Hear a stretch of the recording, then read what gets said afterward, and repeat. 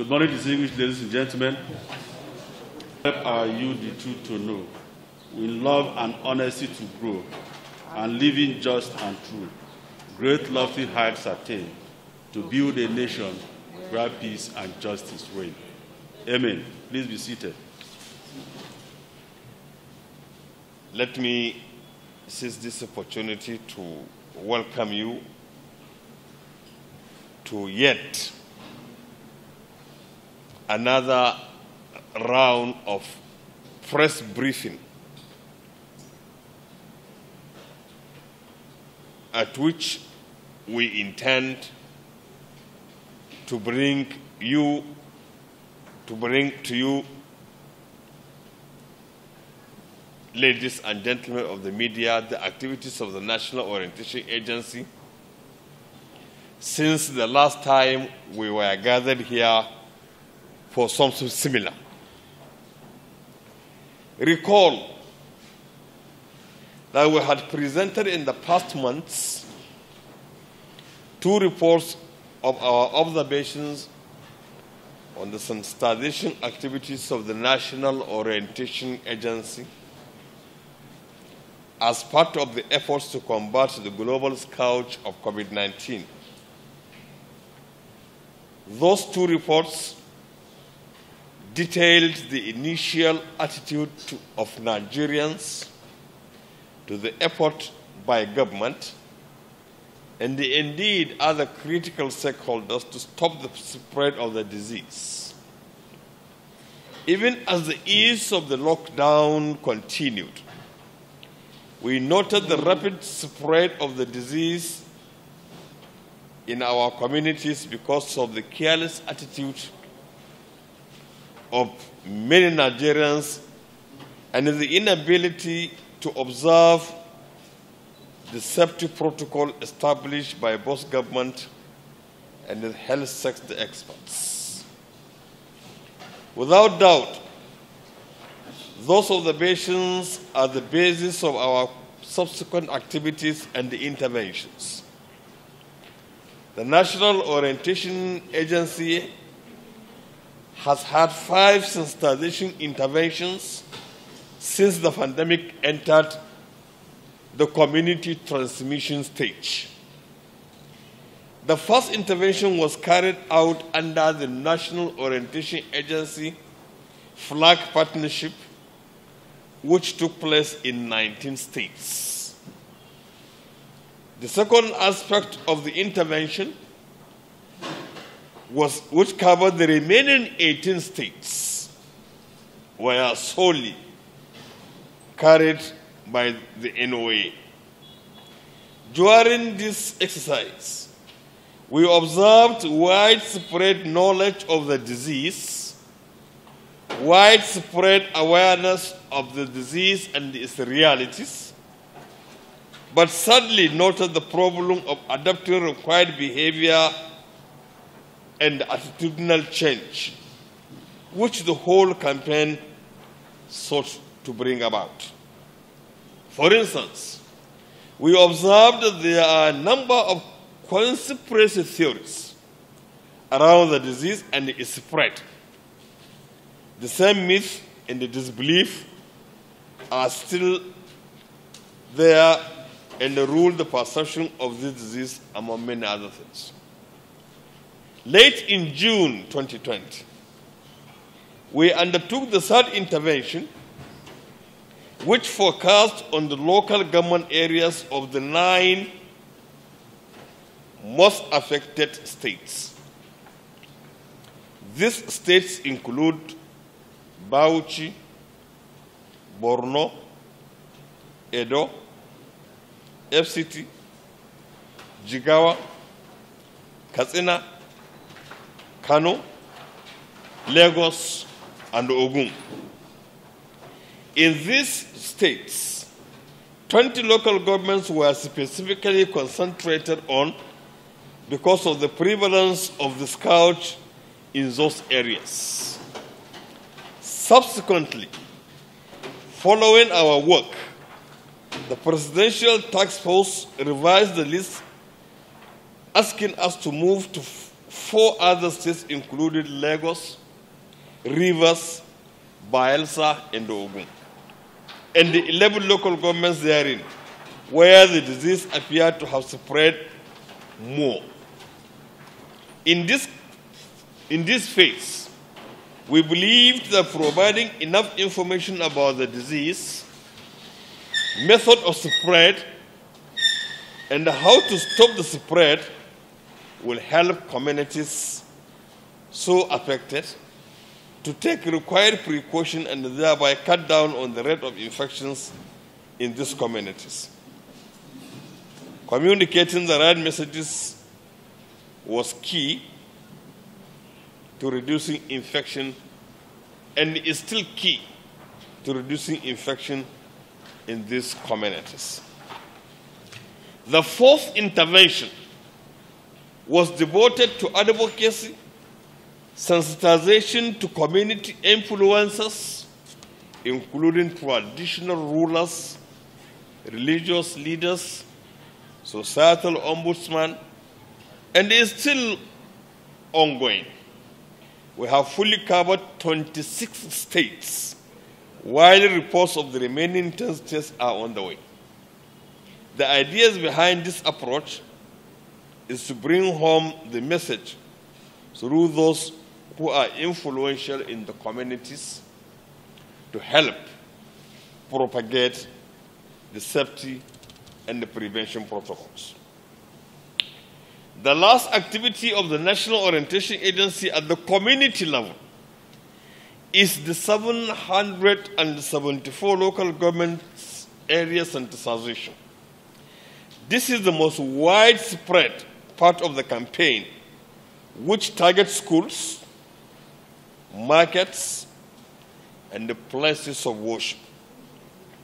Though markets and the places of worship have been partially opened, we continued to emphasize the precautionary measures, including the need to put in place hand sanitizers and the use of hand washing conveniences around these places of worship and the social engagements.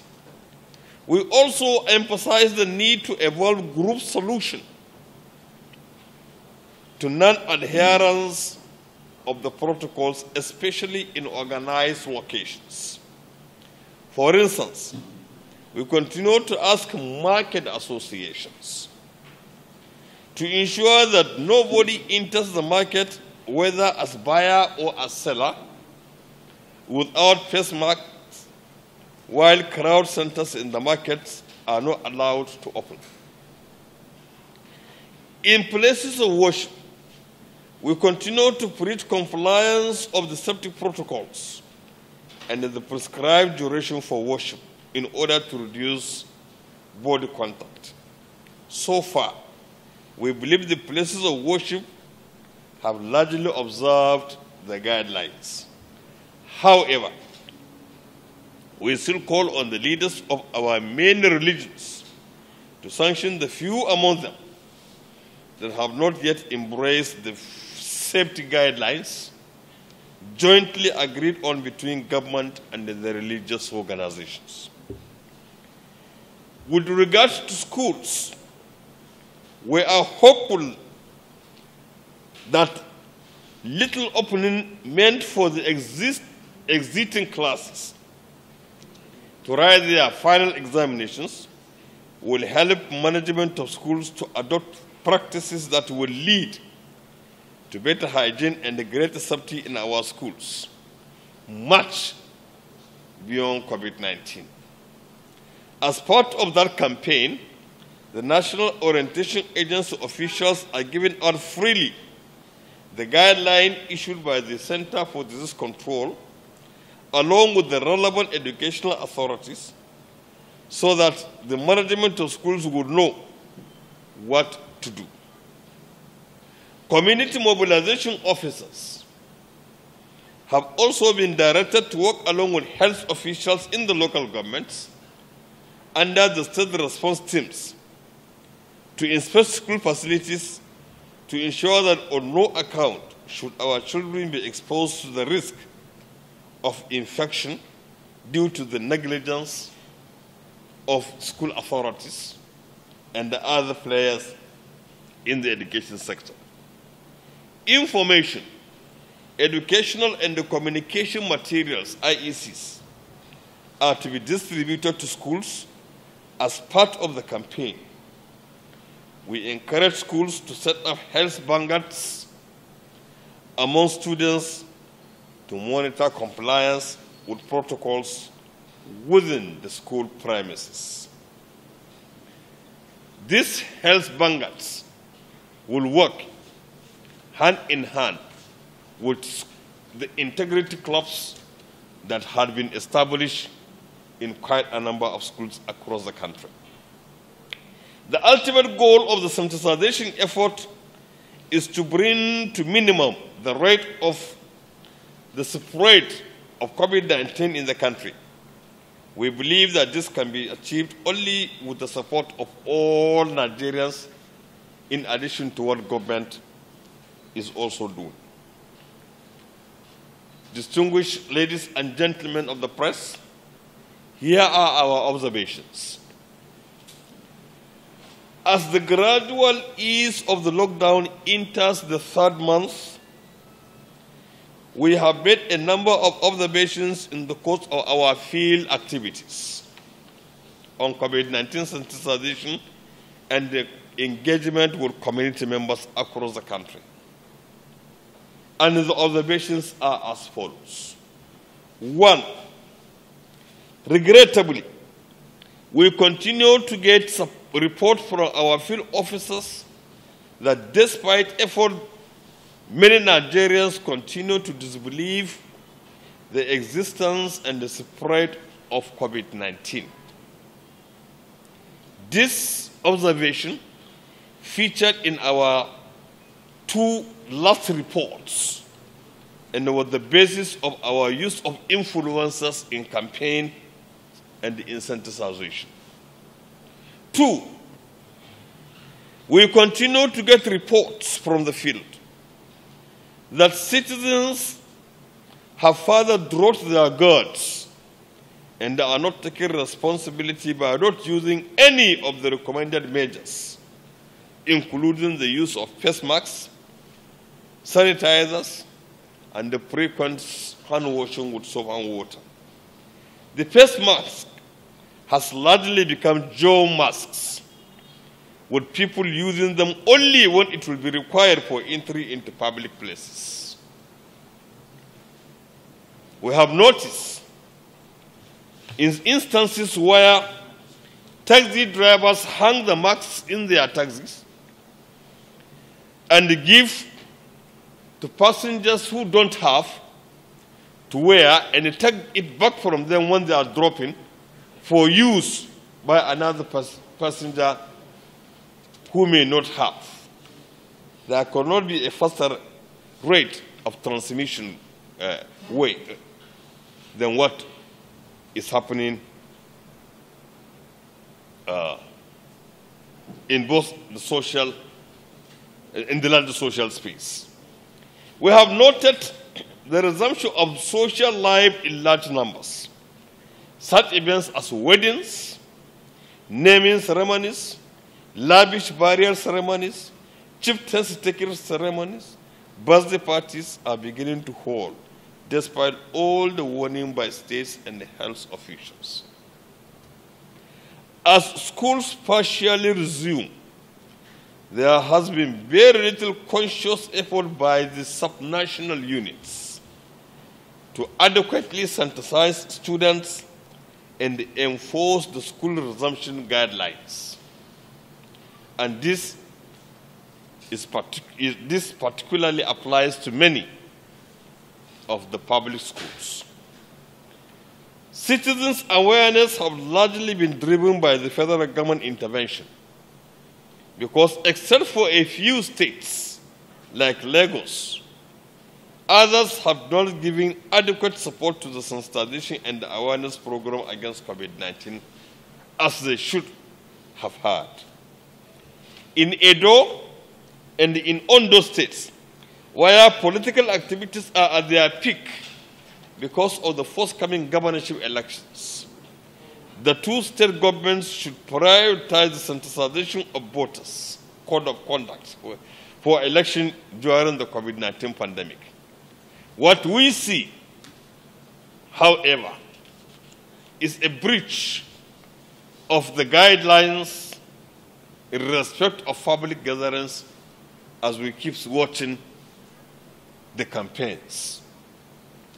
The National Orientation Agency would want to commend the Presidential Task Force on COVID-19 for consistently providing information and the guidelines that have sustained the fight and led to low death rates in the country. We have observed the total collapse and the non-compliance with the curfew enforced by the federal government between the hours of 10 p.m. and 4 a.m. Motorists now travel at all hours of the day and the night. Even in the FCT, vehicles are seen flying the roads well beyond the curfew hours. Health workers and experts have tremendous resilience in tackling the issues associated with the disease. They have, through their professional practices, continued to give support to infected victims. We therefore continue to employ them to remain patriotic and resist the temptation to go on strike, knowing that government would always prioritize their welfare. Finally, our field officers have reported that recently in Nasarawa State, some youths go about forcing people to remove their face masks because, according to them, the virus is not real and it does not exist. In conclusion, we must note that the gradual easing of the lockdown does not mean an end to the scourge.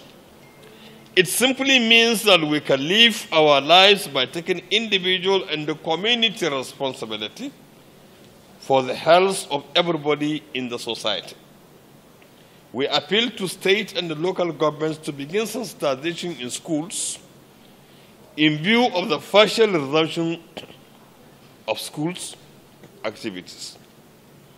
Service providers should ensure that customers are reminded to observe the precaution measures, especially the use of certain sanitizers and face masks. The National Orientation Agency will continue to preach. We will continue to emphasize, to synthesize, and to advocate that individuals must take personal responsibility to protect themselves and by so doing also protecting others. Together, we shall win the war against COVID-19. Thank you very much.